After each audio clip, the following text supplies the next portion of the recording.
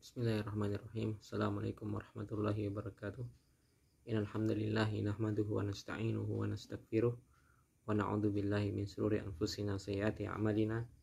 May yahdihillahu fala mudhillalah wa may yudlil fala hadiyalah. Asyhadu an la ilaha illallah wahdahu la syarikalah wa asyhadu anna Muhammadan abduhu wa rasuluh. Allahumma shalli ala Muhammad wa ala alihi wa ashabihi wa man tabi'ahum bi ihsanin ila yaumiddin, amma ba'd. Kaum muslimin pendengar rahimani wa rahimakumullah, pada kesempatan kali ini, yakni bertepatan dengan tanggal 2 Syawal 1443 Hijriah, maka kami mengucapkan selamat merayakan hari raya Idul Fitri. Taqabbalallahu minna wa minkum.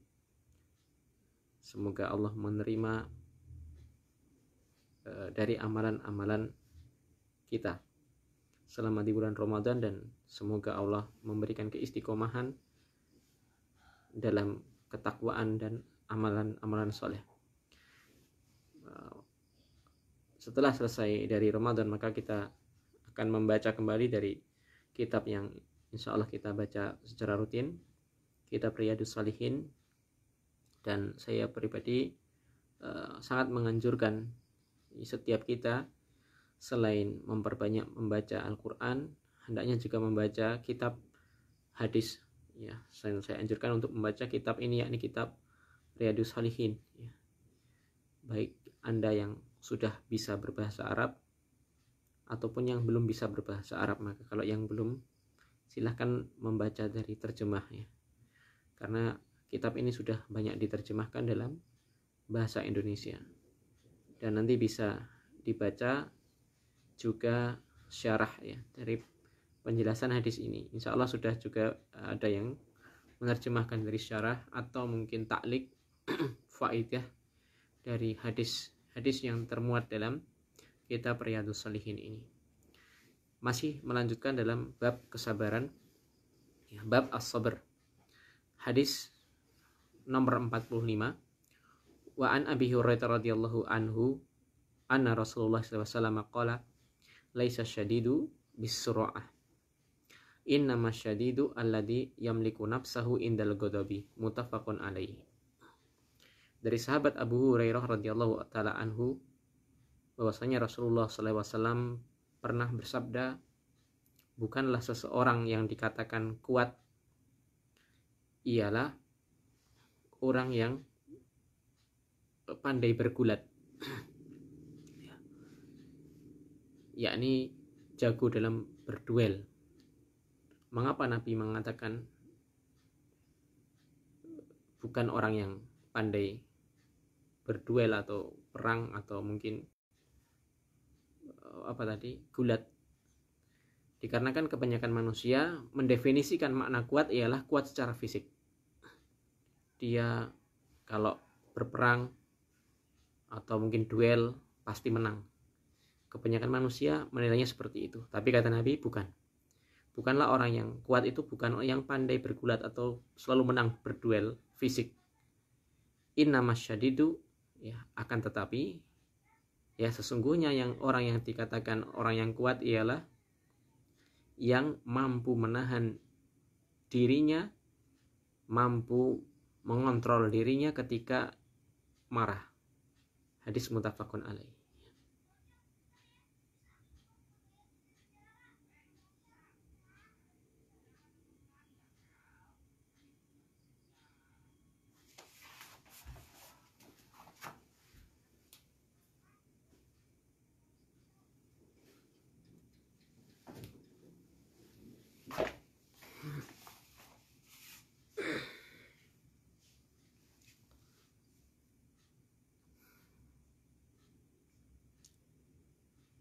Dari hadis ini, ya, ada juga penjelasan, ya. Kita baca syarah dari kitab Syarah Riyadhus Shalihin karya Syekh Muhammad bin Shalih Al-Utsaimin. Ya. Di sana juga ada hadis yang diriwayatkan, ya, oleh Imam Bukhari, Imam Tirmidzi, Imam Ahmad, ya, yakni pernah suatu hari datang seorang laki-laki bertanya kepada Rasulullah SAW atau berkata kepada Rasulullah SAW, meminta wasiat, meminta nasihat, ya, ausini, ya, nasihatilah saya wahai Nabi. Maka Nabi mengatakan la taqdab, jangan engkau marah. Maka orang ini kedua kali meminta nasihat lagi, ya. Apa itu nasihat yang kedua? Ausini, ya. Maka Nabi pun menjawab lagi la taqdab. Nasihat yang kedua ialah sama, jangan marah. Dan yang ketiga ialah ausini. Apa nasihat yang ketiga? Ternyata Nabi juga mengatakan la taqdab, jangan engkau marah. Ya. Dari hadis ini juga menguatkan hadis yang kita baca dari matan Riyadhus Shalihin tadi. Seseorang laki-laki yang datang ini kemungkinan besar ialah seseorang yang temperamen, yang mudah marah. Maka tidak heran Nabi mewasiatkan hingga 3 kali dalam menasihati laki-laki ini dengan kalimat yang sama, yakni jangan engkau marah.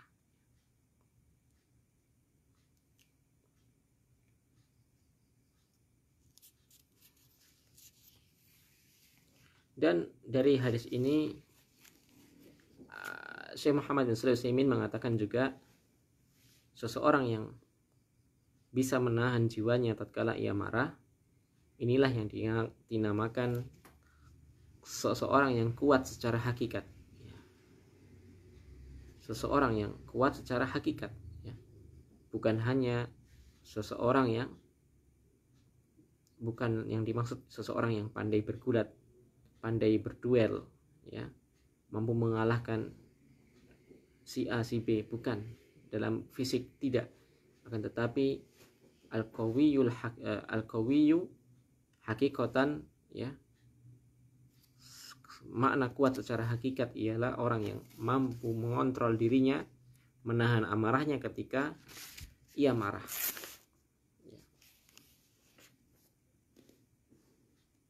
Maka di sana juga ada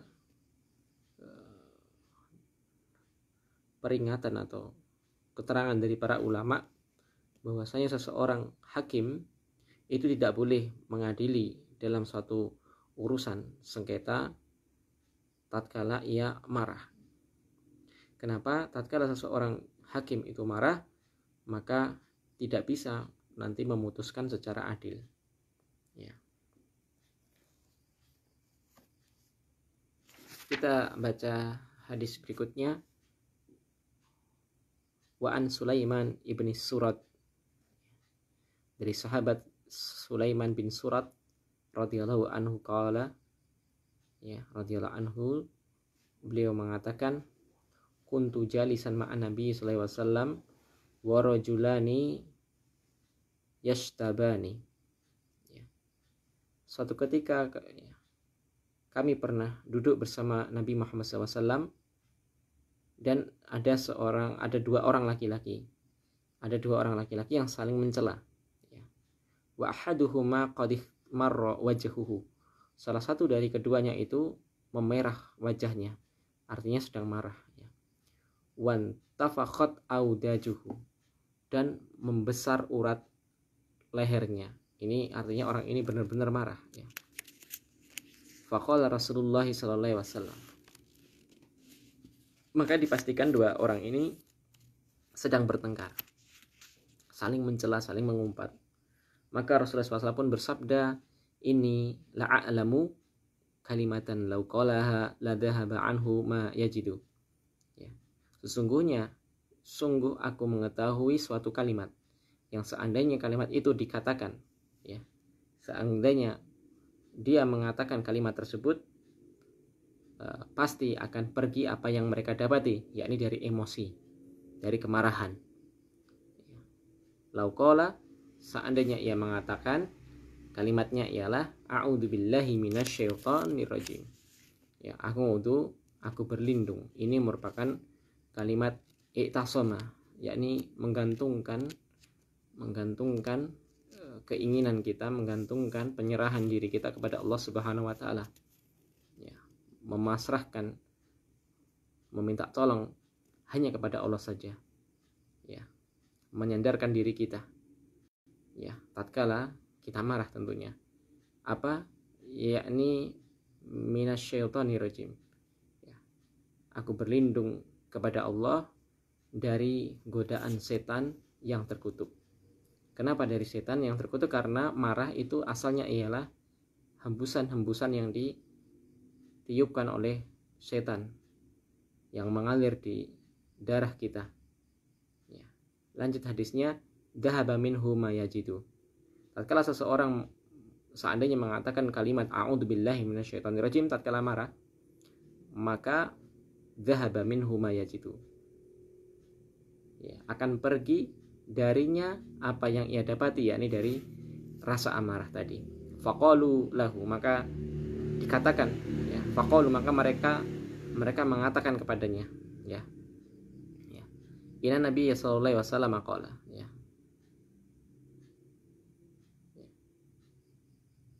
sesungguhnya Nabi Muhammad SAW, ya, pernah bersabda, ta'awwad billahi minasyaitonir rajim. Meminta perlindunganlah kepada Allah dari setan yang terkutuk. Ya, hadis muttafaqun alaihi.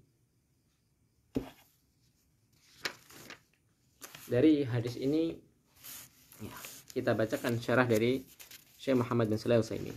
Ya. Yakni juga faedah seseorang ketika marah hendaknya apa? Hendaknya mengucapkan kalimat ta'awud, a'udzubillahi minasyaitonirrajim. Ya. Faedah berikutnya, ya, kata beliau, ini perkataan yang sangat bagus, yakni anjuran, ya, anjuran seseorang agar mengontrol dirinya ketika datang emosi atau amarah.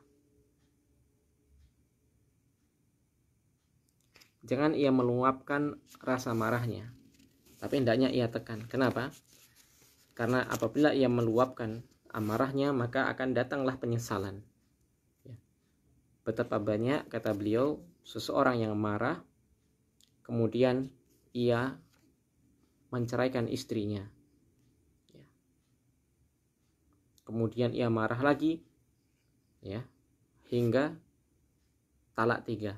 Maka ini memisahkan hubungan perkawinan antara dia dan istrinya selama-lamanya, ya. Tolak bain, ya, talak bain. Beliau juga mengatakan betapa banyak, ya, seseorang yang mereka marah, ya, kemudian ia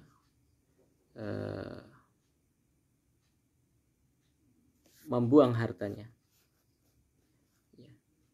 Entah ia mungkin membakar, entah mungkin ia memecahkan barang tertentu hingga merusak, ya. Ya, seseorang mungkin sedang marah kemudian membanting piring atau mungkin membanting televisi ataupun kaca rumah, dan banyak yang kita dapati seperti ini. Ya.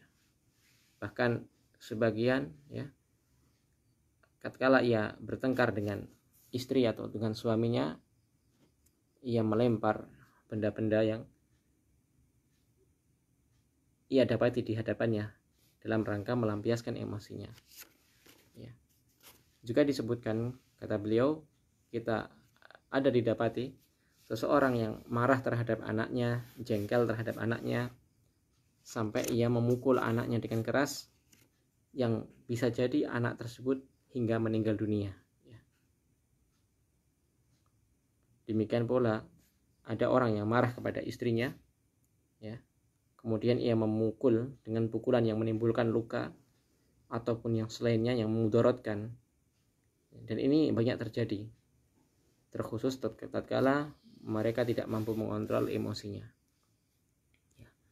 Maka kita dapat, ya, kita sering nonton televisi itu di Indosiar, acara apa, patroli atau yang lainnya itu. Banyak seseorang itu sampai membunuh istrinya sendiri, atau ada seorang ibu yang sampai tega, na'udzubillah, membunuh anaknya, ya, karena jengkel, ya, karena mungkin anaknya menangis terus. Na'udzubillah, ini mungkin na'udzubillah ini merupakan termasuk jebakan-jebakan setan yang menghembuskan kepada orang tatkala ia marah untuk melampiaskan, sehingga terjadilah apa yang terjadi dari kemungkaran-kemungkaran,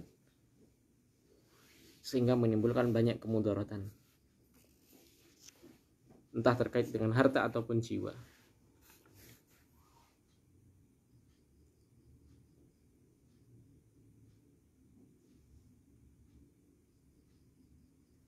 Maka ditutup penjelasan dari hadis ini, sunnah termasuk petunjuk Nabi Muhammad SAW, tatkala seseorang itu marah, ia mengucapkan kalimat a'udzubillahi minasyaitonirrajim, ta'awud. Kemudian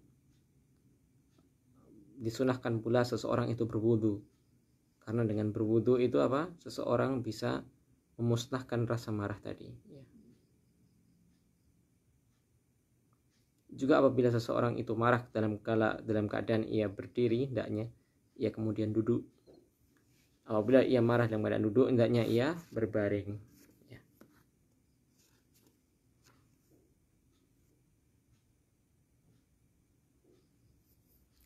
Dan hendaknya seseorang apabila marah di suatu tempat, mungkin suami yang marah di dalam rumah, hendaknya kalau ia khawatir akan berlanjut dengan sesuatu yang berujung kepada melampiaskan kemarahan, maka bagusnya ia meninggalkan rumah sejenak. Kenapa? Dikarenakan bisa jadi nanti dikhawatirkan kalau ia masih tetap di rumah tatkala ia marah, maka khawatir nanti suami tersebut akan melampiaskan kemarahan kepada istrinya. Tapi kalau ia keluar rumah, mungkin bisa jadi bisa merubah suasana hati sehingga bisa meredam amarah, dan tentu akan terhindar dari percekcokan dengan istrinya. Inilah pentingnya seseorang mengendalikan diri ketika marah. Karena apa? Karena marah itu akan menimbulkan perusakan, pemukulan, kezaliman. Tatkala seseorang marah melampiaskan apa yang ia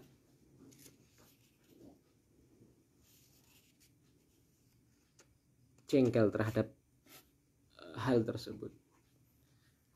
Termasuk ini merupakan perkara yang melampaui batas. Terkadang kita dapati istri hanya melakukan kesalahan yang kecil, tapi karena kita mungkin sedang capek, kemudian kita melampiaskan dengan sesuatu yang melebihi kadarnya.